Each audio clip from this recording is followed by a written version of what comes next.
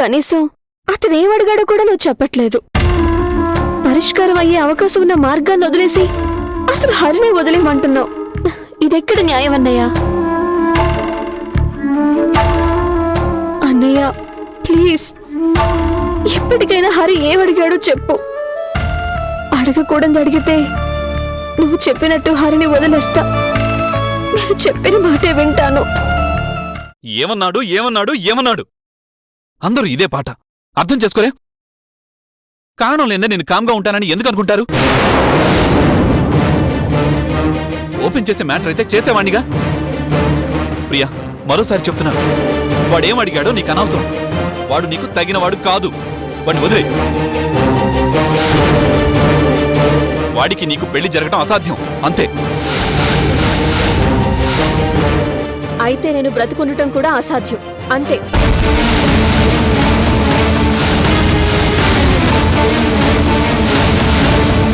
ఇది బెదిరింపు కాదు, నా మనసులోని మాట. హరి దక్కకపోతే నా తప్పుకు నాకు నేనే వేసుకునే శిక్ష.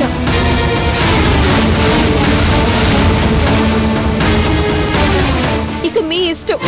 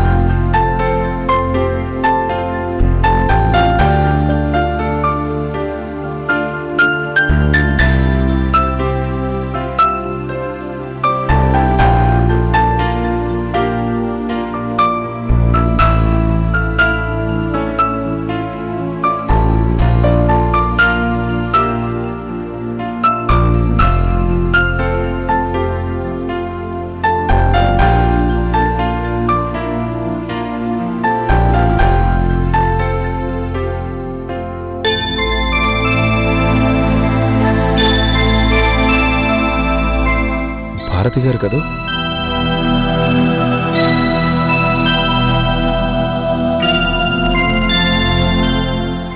హలో భారతి గారు. హలో. ఏంటి మీరిలా? ఏదైనా పని మీద వెళ్తున్నారా? అవునండి. పాపకెలా ఉంది? ఓ దివ్య బాగుంది, కాకపోతే బాగా భయపడింది అంతే. వెరీ సారీ, అన్ఎక్స్పెక్టెడ్గా అలా జరిగిపోయింది. ప్రమాదాలన్నీ అన్ఎక్స్పెక్టెడ్ గానే జరుగుతాయి, మనమే ఎక్స్పెక్ట్ చేయాలి. అయినా మీరిలా ప్రతిరోజు సారీ చెప్పే పరిస్థితి చీటికి మాటికి తెచ్చుకోకండి. మీరు తల వంచితే మీ తలపై ఉండే 3 సింహాలకి అవమానం జరిగినట్టే. అది మన దేశ చిహ్నం. దానికి తలవంపులు తేకండి. మీరొక మంచి పోలీస్ ఆఫీసర్. మీరు మరింత జాగ్రత్తగా ఉండండి. All the best and good luck.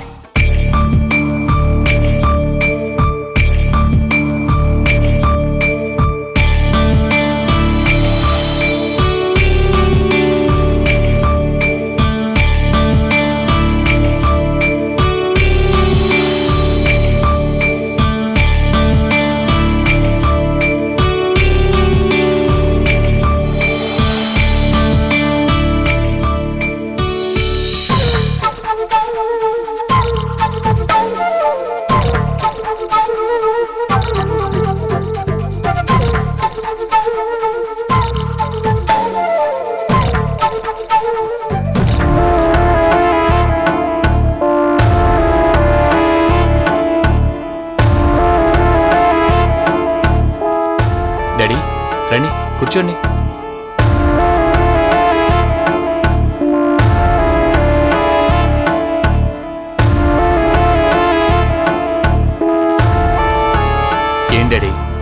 ఏదో ఆలోచిస్తున్నట్టు ఉన్నారు.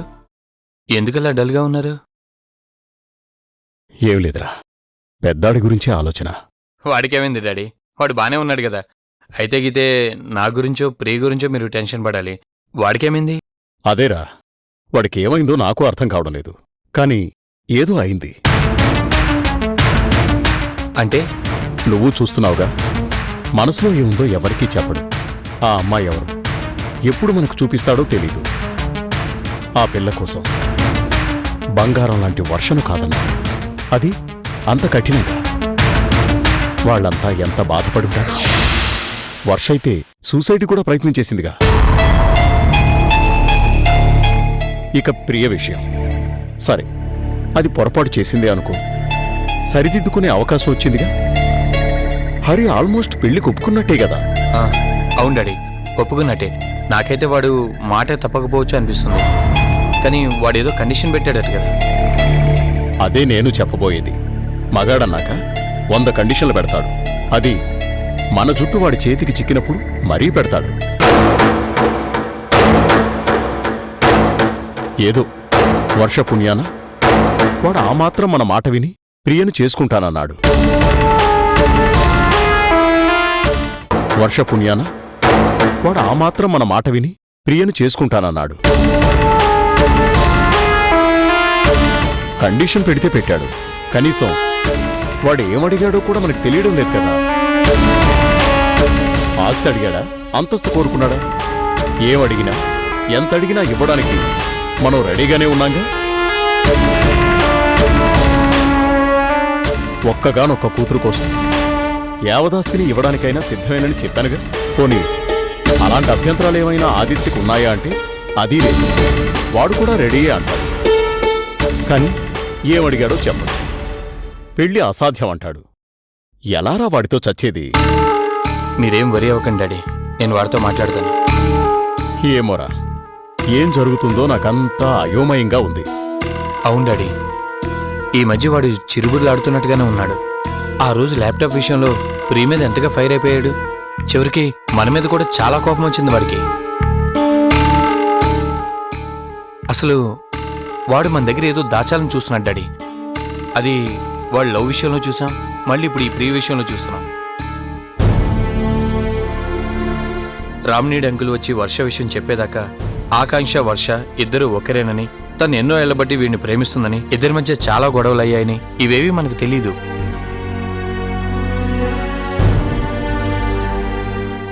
అదే నేను అనేది. అన్ని విషయాలు తెలిసినవాడు, అన్నీ చక్కబెట్టేవాడు, క్లియర్గా ఉండేవాడు ఎందుకిలా ముసుగు కప్పుకోవాలని ప్రయత్నం చేస్తున్నాడో అర్థం కాక జుట్టు పీక్కుంటున్నాన్రా నేను.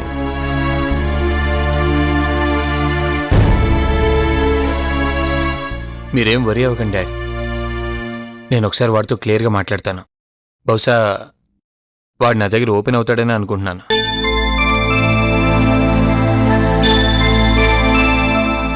చూద్దాం.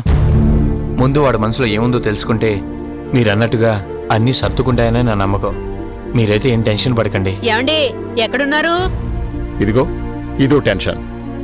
ఉన్నవి చాలక దీని మూర్ఖత్వం మొండితనంతో కొంత టెన్షన్ నాకు. ఏదొచ్చినా ఆగదు. నిమిషాల మీద తేలిపోవాలి అన్నట్టుంటుంది. ప్రతి విషయంలో తనను శాంతపరచడమే తలకు మించిన పనవుతోంది. ఏమండి, త్వరగా రండి. వస్తున్నా. అదిరా విషయం. సరే, నువ్వు వాడితో పొరపాటును కూడా టెంప్ట్ అవ్వకు. అసలే వాడు మొండి. మీ అమ్మ కన్నా ఎక్కువ. జాగ్రత్త.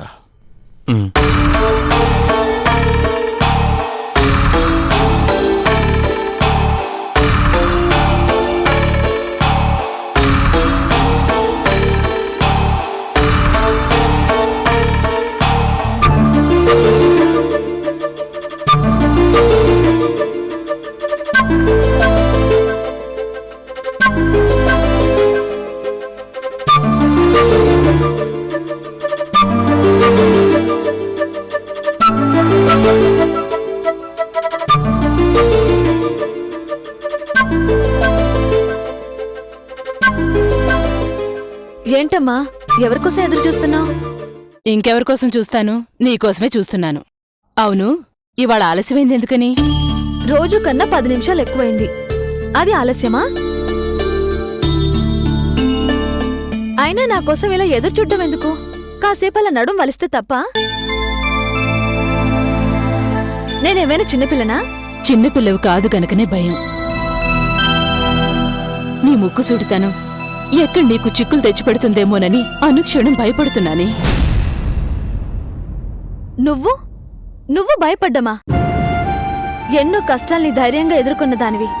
ఒక కారణం కోసం అందర్నీ ఎదిరించి పోరాటం చేస్తున్న దానివి. నువ్వు భయపడ్డావంటే నమ్మలేను. ఎవరైనా తమ గురించి తాము భరోసాగానే ఉంటారు. అవతల వాళ్ల గురించే భయమంతా. నాకు నీ గురించే బెంగ. ఎందుకు? నాకేం కాదు. రోజులు బాగలేవు. మనం కరెక్ట్గా ఉన్నా తప్పుడు వెధవులు చాలా మందుంటారు. జాగ్రత్తగా ఉండాలి.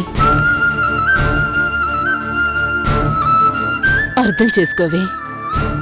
నీ జోలికెవరైనా వస్తే మాట్లాడు, అంతవరకే. కాని అందరి గొడవలు నెత్తికెత్తుకోకు.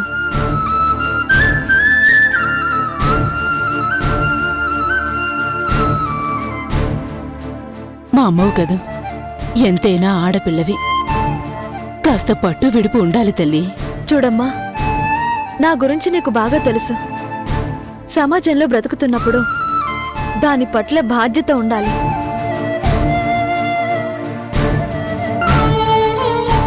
పైగా నేను ఉపాధ్యాయురాల్ని. తప్పు ఒప్పు తప్పనిసరిగా చెప్పడం నా అలవాటు. అది నేను మానుకోను. నీ సిద్ధాంతాలు బావుంటాయి, కాని భయంగా ఉంటాయి. నీదంతా విప్లవ పంథ, రెట్టు మతం. ఒక మనిషి ఎలా బతకాల్సిందో అలాగే బతకడానికి ప్రయత్నిస్తే అది పిచ్చి అని, రెట్టమతం అని, అదో టైప్ అని అంటారు. ఈ బిరుదులు నాకు తెలుసు. ఒక మనిషి ఎలా బతకాల్సిందో అలాగే బతకడానికి ప్రయత్నిస్తే అది పిచ్చి అని, రెట్టమతం అని, అదో టైప్ అని అంటారు. ఈ బిరుదులు నాకు తెలుసు. ఎక్కడికక్కడ రాజీపడి బతికేవాళ్ళు ఎలాగైనా ఉంటారు. కానీ తోటివారి కోసం ఆలోచించడం, వారికి ఏదైనా ఇబ్బందొస్తే ఆదుకోవడంలో ఉన్న తృప్తి, వారికి రావాల్సిన దాన్ని, కావలసిన దాన్ని పోరాడైనా సరే ఇప్పించడంలో ఉన్న సంతృప్తి నీకు తెలీదా అమ్మా? అసలు ఈ భావాలన్నీ నీ దగ్గర నేర్చుకున్నవే. అలాంటి నువ్వే నా గురించి ఆతృత పడుతుంటే నవ్వొస్తుంది. కానీ నువ్విలా నా గురించి ఆలోచించడం కూడా నాకు బాగుంటుందమ్మా. మా మంచి అమ్మ. ఐ లవ్ యూ అమ్మా. గొప్ప మాటకారివే. నీకు మొండితనము తెలుసు, ఐస్ చేయడమూ తెలుసు. ఉండు, కాఫీ తీసుకొస్తాను.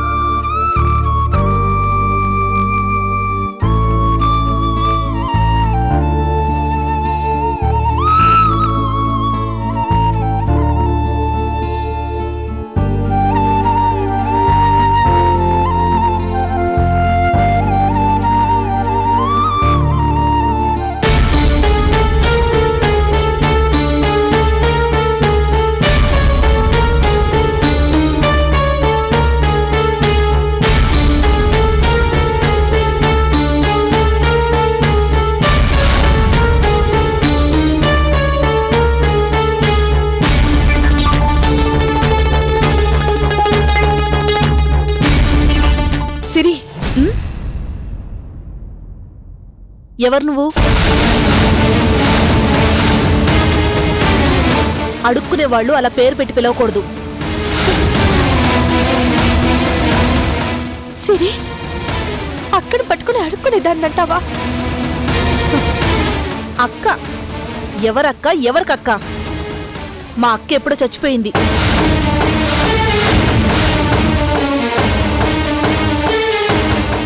సిరి, ఏంటి అలా మాట్లాడతావు? నేను నీకేమీ కానా?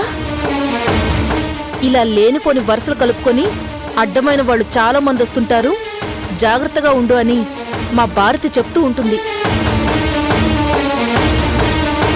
ఏంటి ఇంకా అర్థం కాలేదా? నువ్విక దయచేస్తే నేను ఇల్లంతా ఫినాయిల్తో కడిగి వెంటనే స్నానం చేసుకోవాలి. వెళ్ళిపో. సిరి, అలా మాట్లాడకే. ఒక్కసారి అక్క అని పిలవ్వా.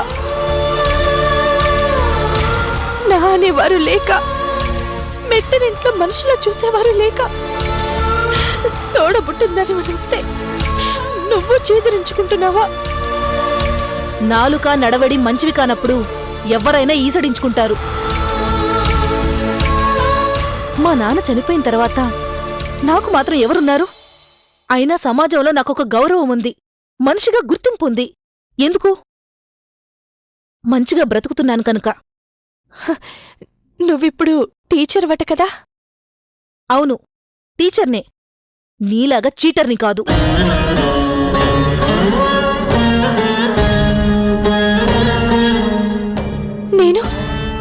నేను చీటన్నా? కాదా?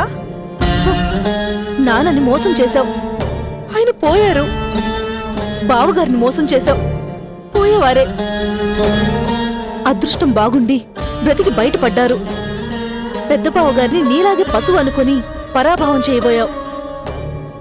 హారతి అరచేత్తో పట్టుకుని ప్రియతో కూడా అబద్ధం చెప్పావు. పట్టపగలు నడి ఇంట్లో పెద్ద బావగారిని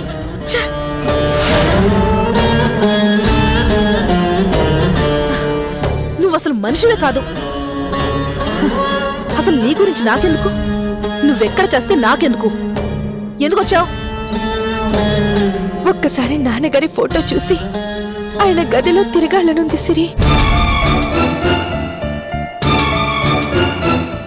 నాన్న గుర్తొస్తే మనసంతా అదోలా అయిపోతోంది. అందుకే ఇక్కడ దాకా వచ్చాను. ఒక్కసారి లోపలికి రానివ్వవా ప్లీజ్? నో, నిన్ను ఎన్నటికీ ఈ ఇంట్లో అడుగు పెట్టనివ్వను. నాన్న గదిని గర్భగుడిలా, నాన్నని దేవుళ్లా, ఈ ఇంటిని దేవాలయంలా మార్చుకున్నాను. ఆయన ఆత్మ హాయిగా ఇక్కడే విశ్రమించేలా పవిత్రంగా కాపాడుకుంటున్నాను. అలాంటి చోటికి నీలాంటి పాపాత్మురాలు అడుగు కూడా పెట్టనివ్వను. హంతకులకు నా ఇంట్లో చోటు లేదు. వెళ్ళు, వెలుకడిచి.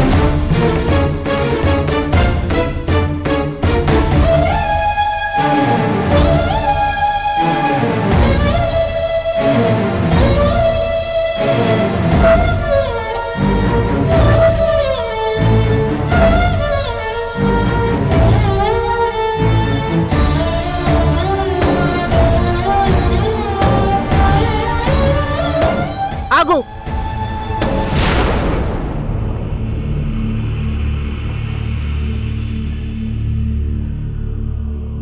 నేనిక్కడ పరువుగా మర్యాదగా బ్రతుకుతున్నాను. చెల్లి అంటూ మళ్ళీ రాకు. నేను పెళ్లి కావాల్సిన పిల్లని. నా బ్రతుకుని కూడా బండలు చేయకు. సిరి, అదే చెప్పేది. నువ్వు సిరి అంటే ఉరి వేసినట్టే.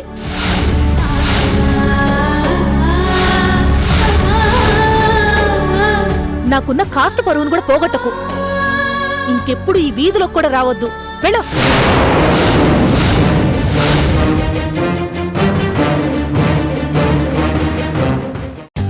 For more updates, like, comment, subscribe to our channel. Hey darlings, గంటని click చేయడం మర్చిపోకండి.